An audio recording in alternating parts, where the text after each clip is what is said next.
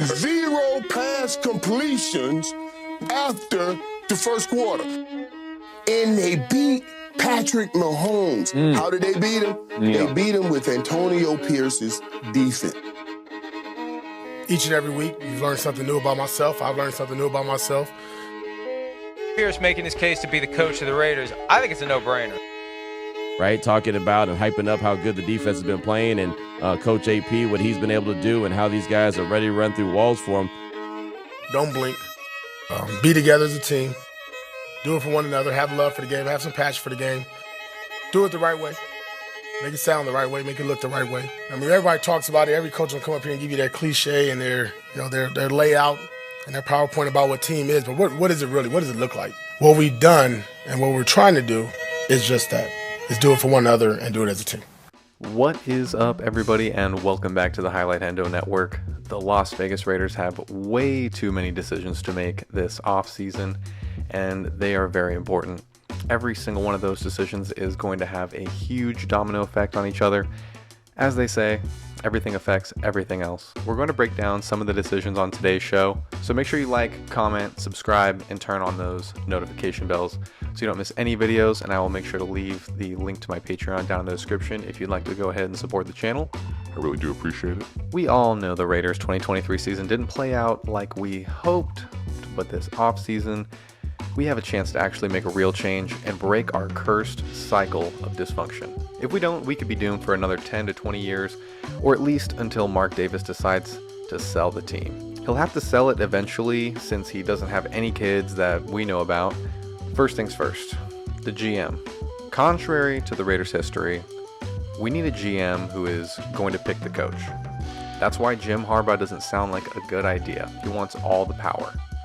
However, if Champ Kelly hires Harbaugh, that's a completely different story. That would mean Mark Davis has given Champ full control over staff and player personnel. Harbaugh he's not going to be down for that, which would mean basically that he's likely going to go to the Chicago Bears. I think that the Chargers are a secondary option for him, in my opinion. I think Belichick's going to take that spot down in Los Angeles, and hopefully he turns Justin Herbert into Mac Jones, if we're lucky. Worst case scenario, Harbaugh loves Herbert, and I think that would be a deadly duo, and I'm not down for that.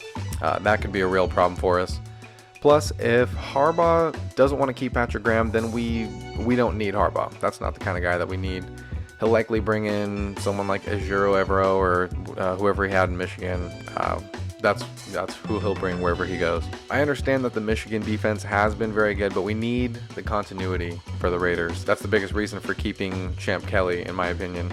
He's been around us. He knows what this team needs. This team.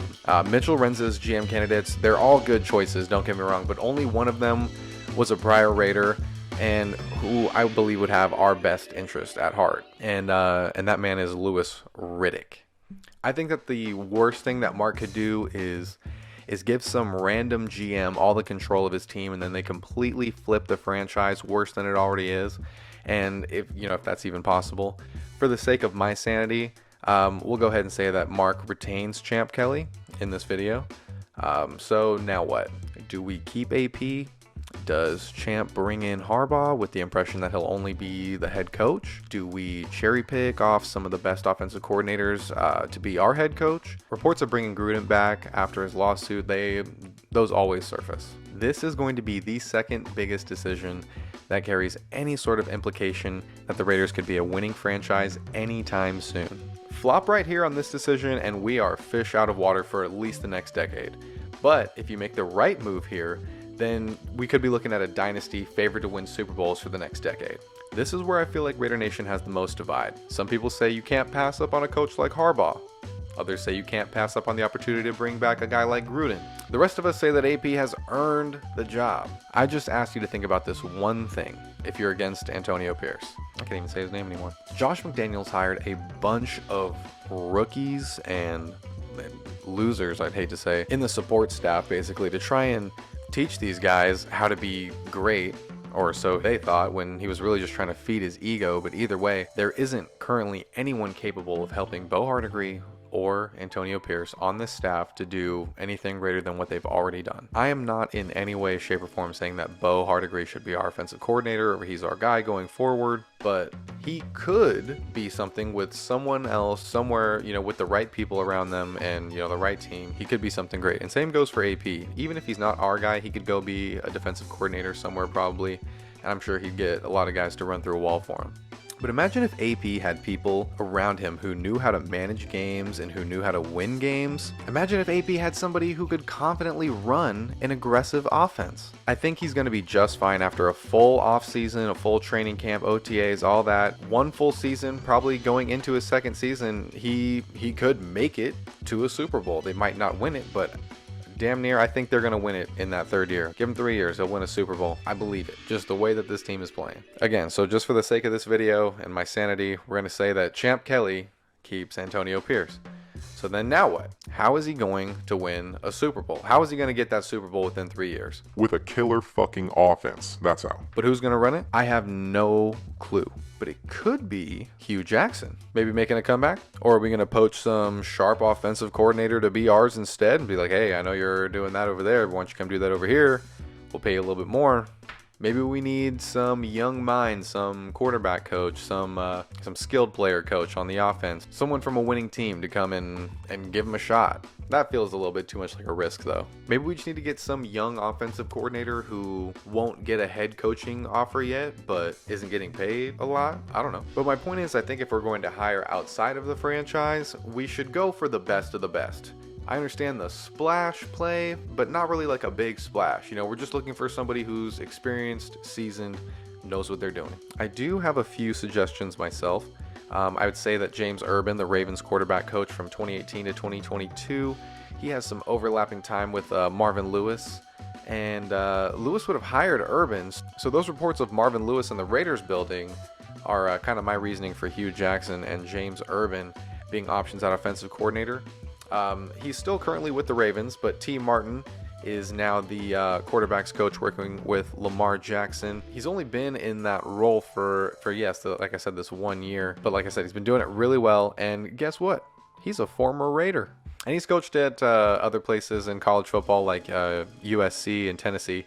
So, hey, Caleb Williams. Am I right? Caleb Williams? That could be the way too. And then Mitchell Renz also mentioned the Chiefs pass game coordinator, Joe Blameyer, and he could be a viable option as well.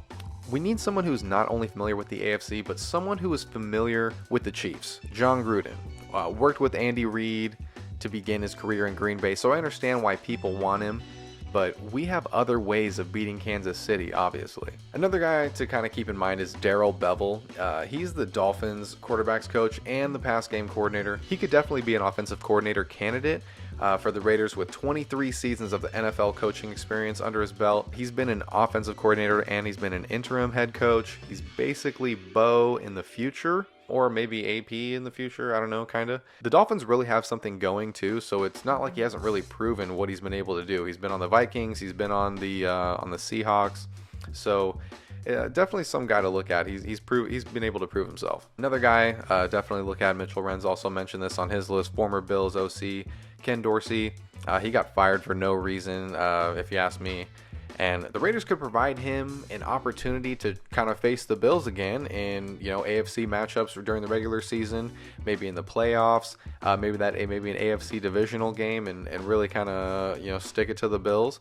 And, not only that, he's worked with Cam Newton and Josh Allen, so he definitely knows talent. He worked with Cam Newton during his MVP year. Not when he's with the Patriots. And Josh Allen is Josh Allen. So not to mention, he's been to a Super Bowl where they lost to the Broncos, so I'm sure sweeping the Broncos every year is kind of like already on his to-do list. And since he got fired mid-season, he might be looking for another offensive coordinator opportunity as opposed to a head coaching opportunity to kind of prove himself again before he gets any other offers. I could be wrong, but we could get lucky. Some people like Jared Johnson on Mitch's list don't really have enough experience in my opinion. I don't want to touch Philly with the 10-foot pole right now, to be honest, and besides, they're in the NFC. I just don't think that division's strong enough to, handle anything that we got going on over here in the AFC. Another guy on his list, I don't know if Tanner Engstrand, the Lions pass game coordinator, has enough experience either, but I will say he seems like a better candidate than Jared Johnson. But do you kind of see how all these decisions can domino and have compounding effects on the rest of the team, the roster, our leaders, the staff, our media, our goals, expectations, our outcomes, the relationships with other teams that we could have, and to deal with trades and whatnot. I think it's very paramount that the Raiders make the right move this time. Not only is the fan base going to lose their shit, but the players. And you might have star players, you might have captains losing their shit and kind of flipping out on Mark Davis like, I don't know if I can support what you're doing anymore, dude. Speaking of the staff, though, we're going to talk about Edgar Bennett real quick. He's our wide receiver coach right now. He does have some offensive coordinating experience with the Packers and spent some time with Devontae Adams before that as well. If we could choose to hire in-house, then Edgar Bennett would definitely be an option in my opinion. But it looks like we're going to go with a younger route. We're going to kind of go with a younger, sharper route for this position, and that's just my honest opinion on what it feels like we're going to do. Each head coach is most likely going to bring their own offensive coordinator, and if it is AP that is the head coach, his hirings will most likely be based on his past relationships. He's going to want to know the person well and trust that they won't stab him in the back.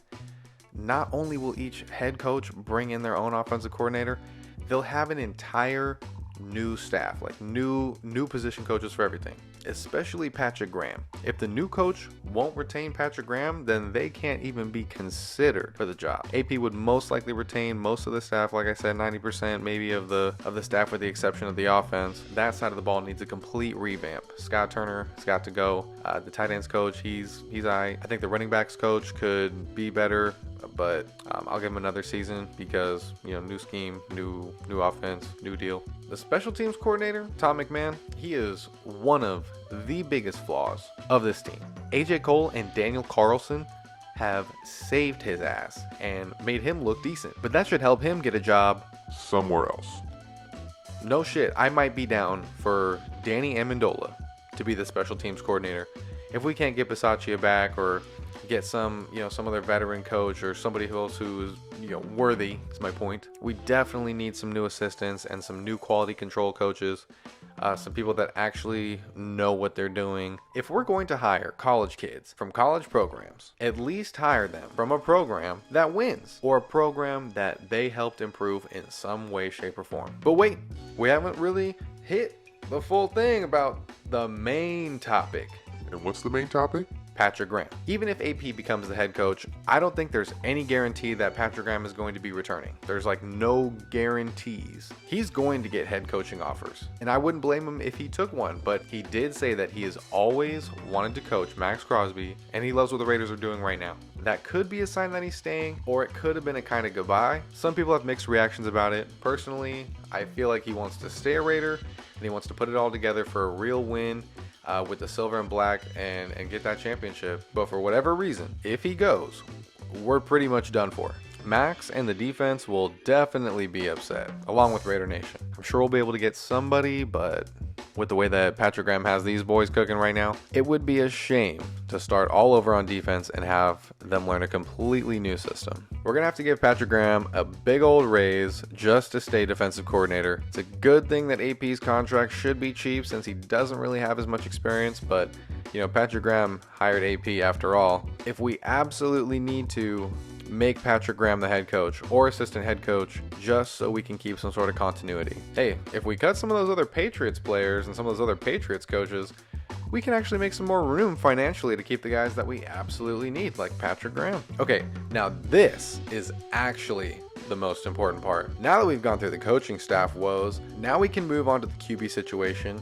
But where do we begin? Good question. Not with Farva, at least not yet. Free agency for the 2024 season starts on January 8th. Either way, during the offseason, we'll need to keep an eye on all of the QBs who could be released or traded. So I said earlier, for the sake of this video, that Champ and AP keep their jobs. The offensive coordinator is my biggest question mark so far for the Raiders. I would imagine that we pick our offensive coordinator before we pick our quarterback, so that we can evaluate which quarterback fits their system best before the draft. Let's say, for the sake of entertainment, that the offensive coordinator is going to be former Bills offensive coordinator Ken Dorsey. He has experience with mobile QBs and he's been in the league a while. If we're paying all these coaches and coordinators to help us win, we'll need deals elsewhere. And this is where I regret to suggest Russell Wilson or Justin Fields as our next quarterback. I can't believe I just said that. And I really can't decide which one I'd rather have. It just feels like rat poison or ant poison. Maybe the ant poison will kill you less? Who knows? They both scare the hell out of me. Russ could be better for us because he is a true vet. He was good at one point. He looks like he might not be terrible anymore either. The bonus is we can sign him for the vet minimum and have the Broncos pick up the tab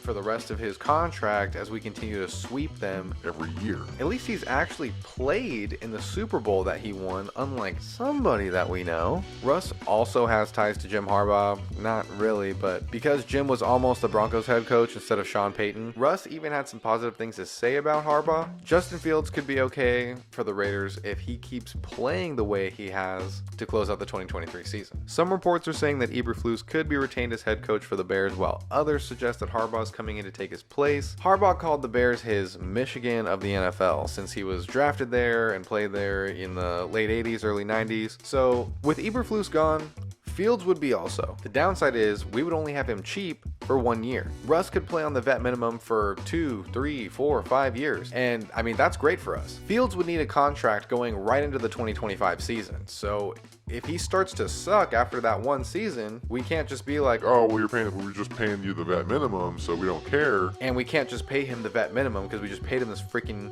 Joe Burrow sized contract. So if he starts to suck, We're fucked. like big time. Now, Joe Flacco would be really freaking cool just because he's been balling out this season. His phone will surely be blowing up. I would pay him way more than Jimmy just to be a backup. I'd pay him to start. Yeah, it'd be cool to see Flacco ball out for the Raiders. No matter what free agent, veteran quarterback we sign, if we do, we'll still need to draft one. Russ puts us in a better position to do so for multiple years, since we won't be using any draft capital to get him. Even if we used a second or a third rounder on Fields, it makes it tough to trade around in that same draft or later on to get any viable starters for that year to be a contender. If we are able to move up in the draft, I'd say move up to the top 3 for Jaden Daniels, Caleb Williams, or Drake May, but only if you can get them at 3rd or lower. It's not worth it to trade up to the number 1 overall pick. It's just not. It's not worth it at all. Especially if you miss on it. We would need a do-over the next year, which you wouldn't be able to do. If for whatever reason, those 3 quarterbacks just happen to be the first 3 players taken off the board, then we'll just have to sit back and we'll have to wait for a Michael Penix Jr. or a Bo Nix. In my opinion, Bo is the worst case scenario, or I guess JJ McCarthy would be, or maybe Cam Ward. Cam Ward, people are hyping this kid up way too much in my opinion, but I'm not too confident he'll be a first-year starter. I'm not too confident a lot of these quarterbacks coming out in this draft will be a first-year starter. I think they will benefit better if they sit behind somebody. I haven't been a fan of many other quarterbacks in this year's draft class. If we can't get one of the dudes, then we need to keep building in the trenches. If the guys that we want go before we can pick them in the first 2 rounds, it should be trench picks all day. Offensive line, defensive line, a cornerback here, a cornerback there, maybe a running back, but if we still have Sincere McCormick, I'm excited about that kid. Our offensive line is taking some hits with free agency this year. The whole team is actually. 21 players. 21 players in total have contracts that expire at the end of this season. 6 of them being offensive linemen. Jermaine Illuminor, Andre James, Ronis Grasu, Jordan Meredith, Brandon Parker, and Greg Van Rotten. All replaceable dudes. I hate to say it, I'm sorry. All replaceable dudes. I think Jordan Meredith has surprised me the most, and Greg Van Rotten has been surprisingly decent. I don't know if it's time to keep Illuminor or let him go. He's been a little too up and down for me to definitively say he's the dude to be at right tackle, especially if we might have a left-handed quarterback and we do not want him sneaking up on the blind side. Keeping our offensive line coach, Carmen Brasillo, is another huge question. If we're replacing him, then we might look at revamping the whole line, including Colton Miller. He could be worth a decent amount of draft capital. I hate to see him go though. Devontae could be worth some draft capital too if he doesn't want to come back. I'm sure he'll be a Raider in 2024, but if he's not, that means the Raiders got some good compensation for him. If they didn't, I don't have faith in this front office. I'm so tired of this shit. Amik Robertson is a guy that I think we should at least think about giving a contract to because he is a die-hard Raider. And especially if Patrick Graham's coming back, we need to have Amik in that locker room. So to wrap it all up, I'd say the Raiders' focus going forward should be about player development. Get players through the draft and free agency that have potential, ones that you can develop into greats like Max Crosby, Nate Hobbs, Amik Robertson, Tyree Wilson, and Malcolm Kuntz. We're going to have plenty of splashing going on with our GM, the coaches, our quarterback. Free agency doesn't need to be a huge part of our player acquisition. Hopefully, some of these practice squad guys can step up, make their way to the 53-man roster. This offseason is going to be even more interesting than after the 2021 season. By the end of February, early March, we should have a pretty good idea of who is staying and who is going. We also might have a better idea of who we're drafting. The combine is going to literally tell us all we need to know. Hopefully we have everything figured out in terms of coaching staff by then, so that way we can go in with a full plan for the draft. We can have our draft board fully set up and actually execute some real picks that don't surprise the world. No more Alex Leatherwoods. I mean, hey, Tyree Wilson turned out to be pretty good. No more Cleveland Farrells. Let's get a real draft. We're going to be looking at it all and talking about it here on this channel. Make sure you stay tuned to the Highlight Hendo Network. Like, comment, subscribe, turn on that notification bell so you don't miss any content. I'll make sure to leave the link to my Patreon down in the description below. Make sure you guys go ahead and check that out if you want to go ahead and support the channel. I really appreciate it. Again, I really thank you guys. If you made it this far down into the video, thank you so much for watching. I really appreciate all your guys' support. You guys noticed I got a new microphone for Christmas. I'm trying to get some better sound quality. Hopefully you guys enjoyed the video, and I really do appreciate every single one of you. And until next time, Raider Nation, peace.